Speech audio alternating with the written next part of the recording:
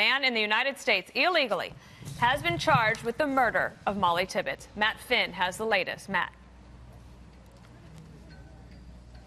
Just a tragic ending to this mystery. Nearly a month after Mollie Tibbetts vanished on July 18th, police a short while telling us that 24-year-old Cristhian Rivera was just charged with first-degree murder in the death of Mollie Tibbetts. Investigators tell us that there was a surveillance tape that was crucial in solving this mystery and this crime, a surveillance tape that showed Mollie Tibbetts apparently running. They looked at that surveillance tape and apparently saw Cristhian Rivera in his car or somewhere on that tape. They say that they questioned Rivera about the death of Mollie Tibbetts. He says that on the evening she went missing on July 18th, he was following her.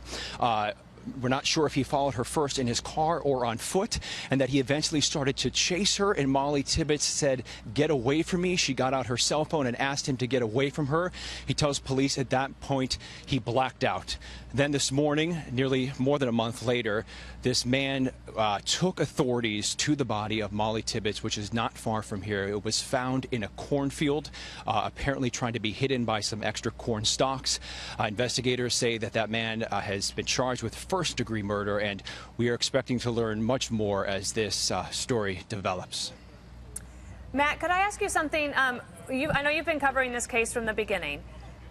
Early on, when the police had a press conference, they said at one point that they believed that the suspect was hiding in plain sight. Do you think that Cristhian Rivera was that person? Well, we're told that he lived in this area for 4 to 7 years, so he was perhaps a member of this community, maybe a well-known member of this community. So it is very likely, Dana, that he was hiding in plain sight. Authorities and family said that they think there's a possibility that the person contributed to the search efforts. We can't confirm that. We don't know if Rivera was hiding out the entire time or if he was going on with his daily life, Dana. All right, Greg has a question for you.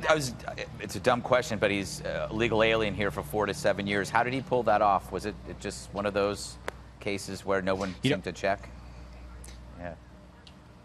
Not sure, Greg. It's a good question. Juan, anybody questions?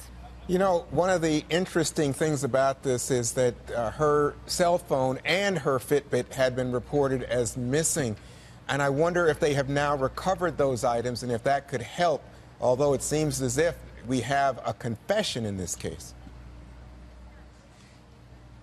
I believe that at the tail end of this press conference that just wrapped up, one of the lead investigators did say that her Fitbit did help. She also had her iPhone on her. And what's interesting is that investigators were out in this area for quite some time, and they were questioning a farmer who lived nearby multiple times. And that farmer confessed or insisted that he had nothing to do with this. So we're trying to now confirm if investigators were out here because maybe her Fitbit did ping out here. Maybe her cell phone did ping out in the region where her body was found. All right, Matt Finn, thank you. Thank you for all of your reporting on this story.